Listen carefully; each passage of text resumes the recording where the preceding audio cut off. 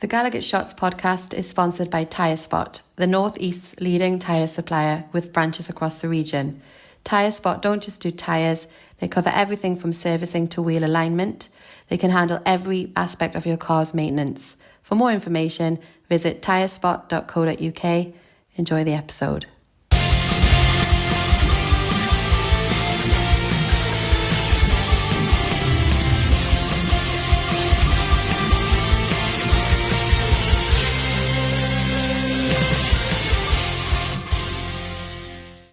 Welcome back to the Gallagher Shots YouTube channel. My name is Matthew and thank you for being here for another video. Now, unless you've been living under a rock this entire summer, you will know that Newcastle United summer has been completely dominated by a specific transfer saga. And of course, I'm alluding to want-away striker Alexander Isak. Now, for Isak to get what he wants, which is ultimately a move to Liverpool for what will cost a British transfer record fee from Liverpool, Newcastle need replacements. And although there might be a replacement coming in on Monday, we're going to talk today about a specific story that broke late Thursday and was all but confirmed on Saturday morning. And that was Newcastle United behind closed doors, out of nowhere, agreeing a club record fee with Stuttgart for German forward Nick Woltemade. Now, Woltemade is not exactly a household name to many people. He is known to many football fans, especially for his exploits in the under-21s Euros in the summer.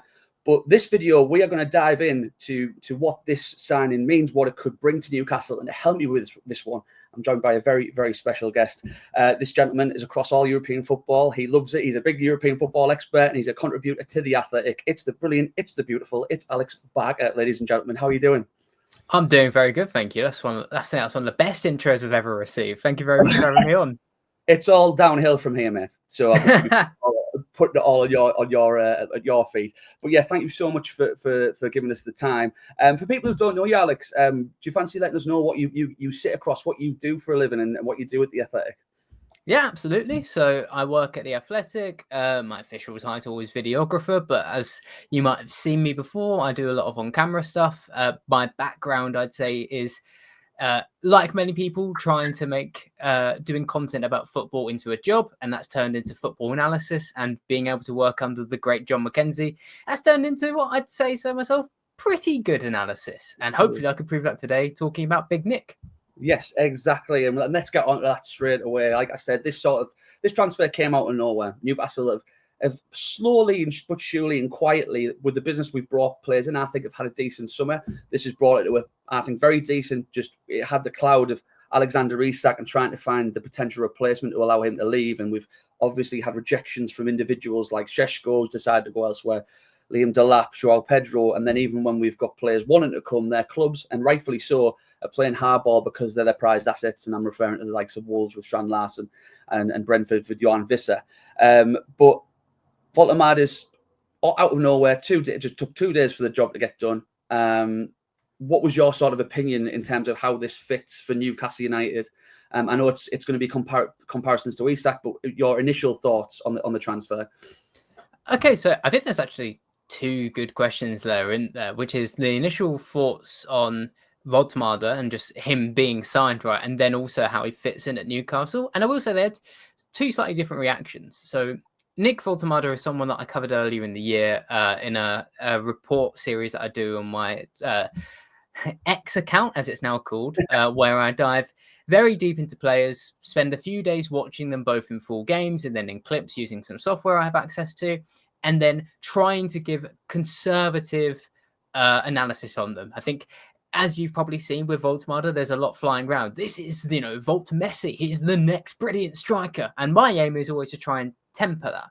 And even then, he's a player I came away really impressed by. So when Newcastle got a secret deal for him, I was like, wow, that is really fun. And when I read a bit later on it, that he was a player they weren't going for just because they thought he was wrapped up for Bayern. And they only came in now because they realised it was gettable. Again, that kind of made me think, yeah, that makes sense, because I think he's a much better target. Just a player who's going to be better in his career than Strand Larsen and Johan Visser. the fit to Newcastle is slightly different because I think Woltemade is a bit of a different player to Alexander Isak. I don't think he has that raw pace that Isak has, especially in behind. So I think he's going to change the way Newcastle play. But in my opinion, I actually think that'll be for the better. And maybe that's something we'll talk about as we dig into this. Yeah, because I mean, that would have been my next question, because I think there's some metrics you can look at, or at least from like sort of, high level metrics. I think the age, the fact he's 23 years old. I think Isak was a similar age when we signed him. The height, obviously, he's a taller player. And not to sort of dig into real stereotypes or sayings that get dredged out all the time, but good touch for a big man is obviously what gets used all the time. What I've watched clips of him, he looks like he knows where the goal is and all that, and he's a very technical dribbler. But like you said, the fact that there's that no threat in it's not like he's not any slouch, but yeah, he is going to play change how Newcastle play. Do you see him dropping deeper a little bit more and sort of making passes off to the likes of Alanga and Anthony Gordon? Yeah, I think you summed it up well there quite nicely. He's no slouch, but he's just not like speed isn't his biggest weapon, right? And it also comes into style, as you kind of said as well. Woltemade, he wants to drop away from defenders and run at them. I think that's something that's been spoken about, as you actually mentioned in the intro. He's kind of come out of nowhere. And a reason for that, I think, is at Werder Bremen, the club he was at before Stuttgart, the club he came through at, he wasn't necessarily getting on well there. I think it took him until the last month of the 23-24 Bundesliga season for him to score his first goals for the club. And that kind of goes against what you think with most strikers. I think of Visser, for example, right? He's shone at Brentford, a lower Premier League team. So you think naturally this is your moment to step up to a better team, and maybe he will work out there, maybe he won't. But that's generally where the question is.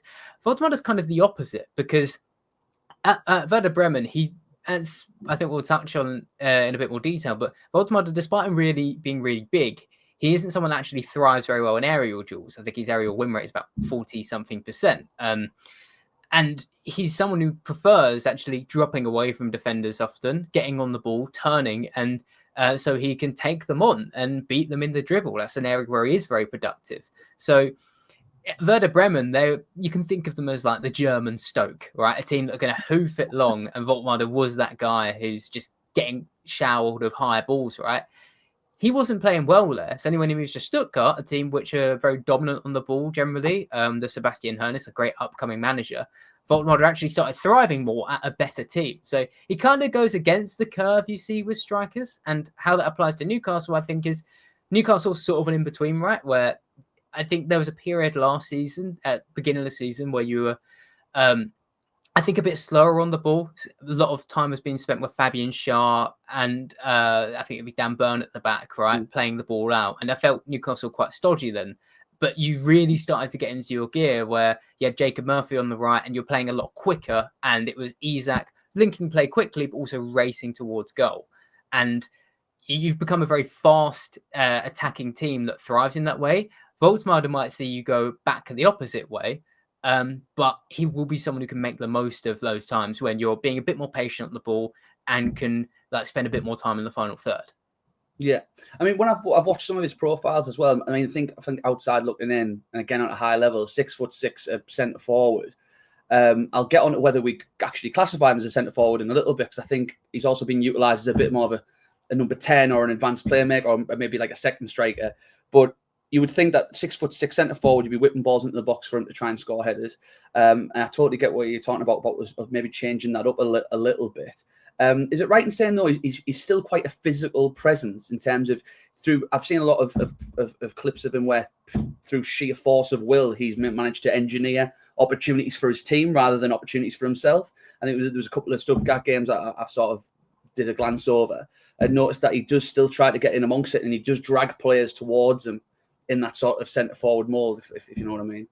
Yeah, and this is a really good point, right? And this is where I think, where I like to think I can thrive, where we can get really into the nuance about a player, because, it is tempting to think, big guy, automatically he's good in the air. It's like, why? And he's strong physically. Why wouldn't he be able to bully defenders around? And just before I actually came on the pod, doing a bit of research this morning to back myself up here, because when I first watched Woltemade in detail, what you find with him is he is a really strong guy. Like naturally, you can tell, like the strongest player on the pitch on nearly every football pitch he walks on.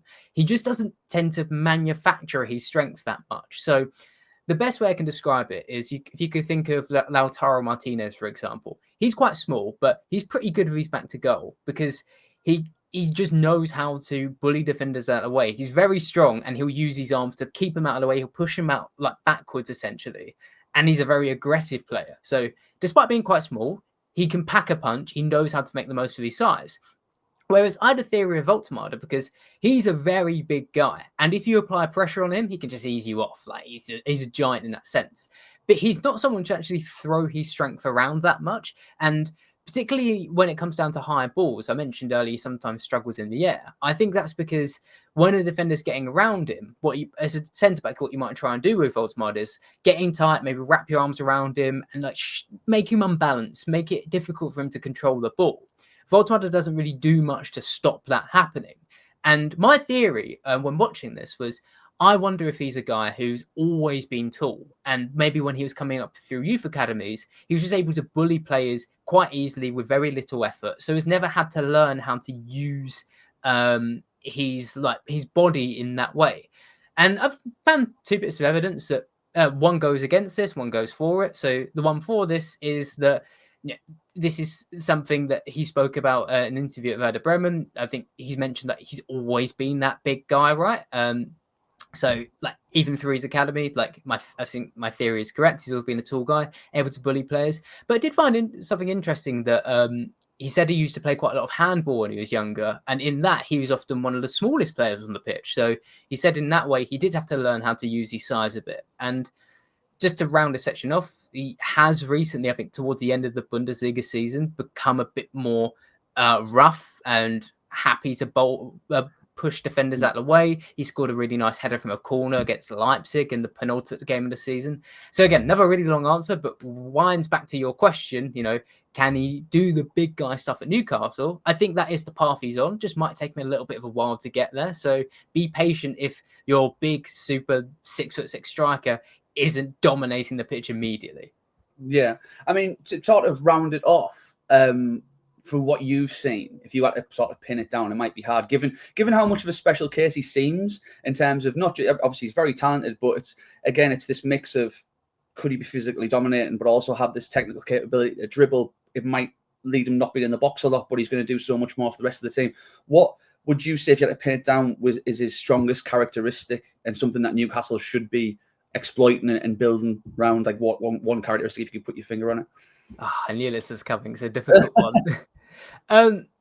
I think it's between two things. So, like, ironically enough, like we mentioned, he may not use his size all that well all the time, but the physicality is clearly a massive advantage. He's nearly always the tallest, strongest guy on the pitch, just in terms of raw strength, right?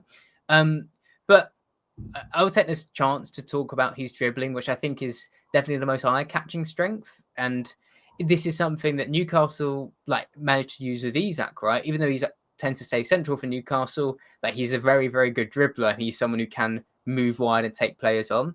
And in Voltemade, you do get someone like that. And as you kind of hinted at before, it's difficult to describe him, right, without going, the great touch for a big man, that sort of thing. I guess the really short, easy way I can try and break this down. I think when you look at big strikers, think of Paul Onuachu at Southampton, for example, absolute giant of a man. When he's taking players on, or when he's on the ball, tends to make really big steps. Makes sense. He's got massive legs. Voltemade makes really small steps. So there's a really good goal against Wolfsburg that's worth watching, where he takes someone on around the centre circle and dribbles straight towards goal. And all his steps are really small, and he takes 8 or 9 touches with the ball, all small touches, takes it past, I think, 3 defenders, straight through the middle and scores. And it's just that technique, that ability to, despite being really big, take the steps, the steps at the size of someone who's 5'10", for example, and just dribble through players. And the way Newcastle could probably use that, I think, again, if my theory that even though you still have fast players like Elanga, for example, if you become a bit more ball dominant this season and make that work a little more. You've got Malik Thiaw at the back as well. It's really nice ball progressor too. I think Woltemade is someone who's going to help you against teams who just sit deep, give you a horrible low block, which I think Newcastle struggled with beginning of last season more. Against those teams, Woltemade is going to be that guy who just comes up with that magic, can get his way through defenders, both through skill and just raw strength, and then create something out of nothing. Yeah, I mean, hopefully that's the case, because I wouldn't even just say at the start of last season, I think it's been our Achilles heel since the takeover, since we've became, looking up the table rather than behind at the bottom of the table. If, say, like an Everton came to town, last game of last season, again, very low block team, we just don't find a way to get through it. So it is exciting to hear that he potentially could be one of those players that could be the key to unlocking them defences. Last sort of question on Woltemade, sort of a double one, I guess, but it is sort of just in summary, big fee, club record fee. So we were just over the 62 or 63 that we paid for Alexander Isak. With his potential, and I won't hold you to this, a lot of others might though, so they might come for you. Like, with his potential and his current ability offset against this massive bid, like, do you see this as a big risk, or do you think that the upside is more than the negative? I mean, I know I'm going back to how you see this transfer, but I'm saying in terms of the price, I know the market's crazy right now, but do you still see this as a fee worth paying given the situation Newcastle are in? Okay, I get what you mean. There's a few questions in there, but I mean, what I'll say at the outset is I don't think I need to be held to anything there, because I don't think, first of all, I don't think this is a high risk deal, right? Woltemade isn't Ekitike. Let's pick him, a guy you have history with. Ekitike, lightning footballer, super electric. If he gets a horrible ACL injury, hopefully he doesn't, but if he does, and he loses a bit of that pace, then you can imagine him being a lot less effective than he currently is, right? Like, a player that relies on explosiveness, on pace. Like, the nightmare situation is an injury dampens their career, especially in the climate we're in football now. Newcastle Union Champions League, going to be playing more games, right? It's natural. Woltemade not only doesn't rely on Woltemade doesn't rely on the pace and explosiveness in that way, because sure, he might get some injuries, but he's never going to stop being this giant guy. And I don't think his technical ability is going to be hurt that much either. So not only are injuries shouldn't really hurt his career, but also just thinking beyond that, hopefully this is a guy that lasts at Newcastle for a long time, and he could. It's not like this is a player who reaches 30 and you think, okay, now he's going to decline physically. This is a sort of profile that could age well into his 30s. Think of Olivier Giroud, who's currently smashing it at Lille at the age of 39, right? So in terms of risk, sure, it's a bit of a price, but I don't think this is a case where Woltemade just suddenly declines in value massively unless he scores 0 goals. I don't think that's going to be the case. And I mean, that's speaking more on the price, as you kind of say, I think there's two factors into this, like the market right now, and also that everyone knows that Newcastle probably need to sign a striker. Not even probably. You've been going for Larson, you're going for Visser, and Isak is doing Isak things. So everyone knows you want a striker. It's like, I know I'm on a Newcastle channel, so it is in my interest to be nice. But genuinely, the fee, when I saw the real fee, not 90 million, it was what, 65 million pounds in add-ons, right? Yeah. Something like, I think it goes up to about 69, might break 70, but yeah, I think it was back end 60s. I think. Right. I think that's I actually think that's kind of lower than I expected, to be honest. Even with Woltemade, like, I think that's in this market, like what. There's players going for a lot more than that, and they probably are more proven than Woltemade. But as we said, I think you can quite clearly identify where Woltemade's skill sets are. And this isn't a Timo Werner situation. When he came from the Bundesliga, the question is, can his pace still work in the Premier League? Oh, turns out it can't.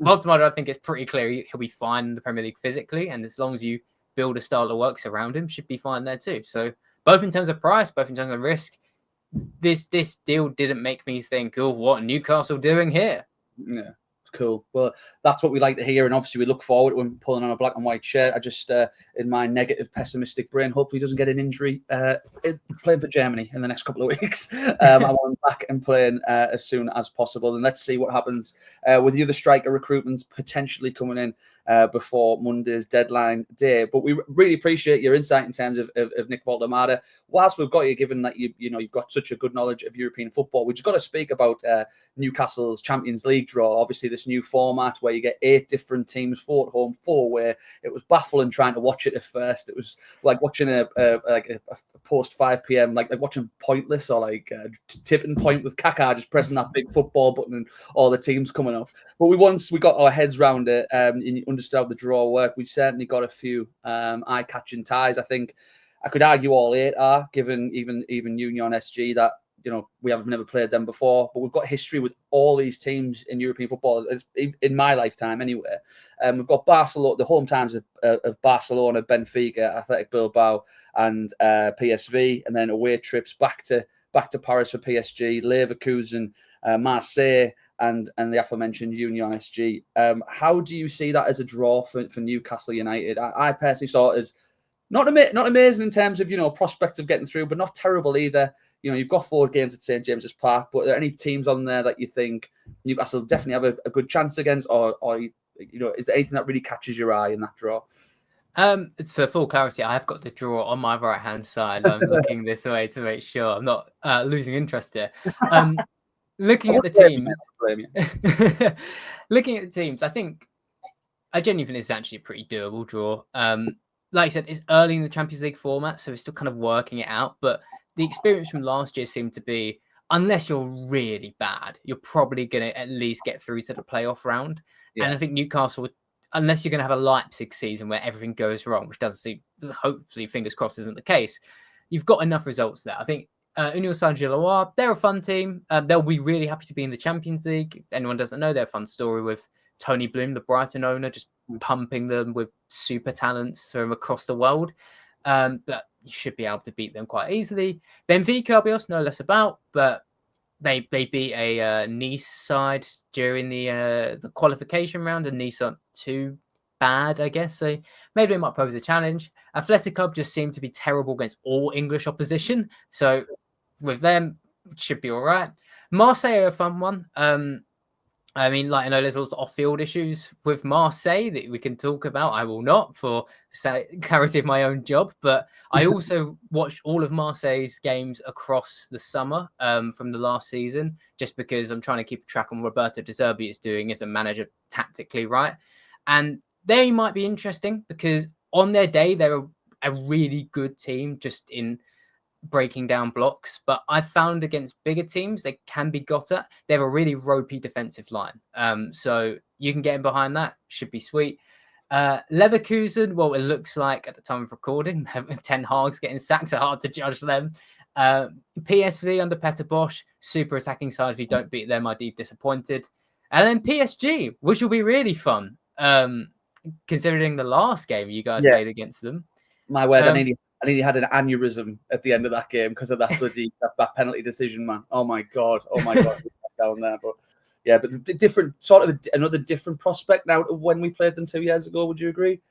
Yeah, I think very different. I actually watched that game back recently, just because I'm a massive football nerd, and the sad things from a Newcastle perspective are PSG no longer employ Milan Skriniar, and looks like they're not going to employ Gianluigi Donnarumma, which if you go back and watch that game, probably the 2 biggest reasons you beat them, just from the fact anytime you gave them any sort of pressure, they panicked and booted the ball away. I'm talking about the 4-1 game here at St. James. Yeah, the 4-1, sorry, yeah.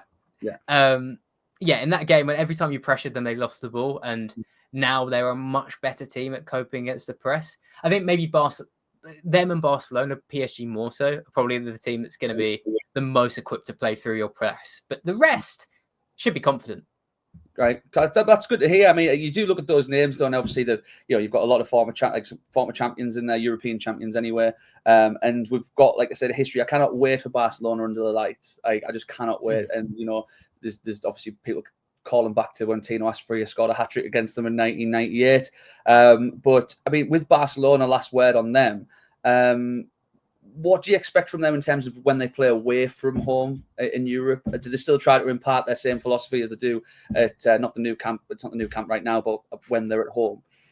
I think so. Yes, like from the experience from watching last season, they're still going to try and do the things the handsy flick way. Do you know what? I feel like they share some similarities with Newcastle in that their strategy, at least without the ball, is we're going to go hell for leather, and hey, maybe there'll be gaps in our defence, but who cares? We will just close you down so quickly you won't even have time to exploit them.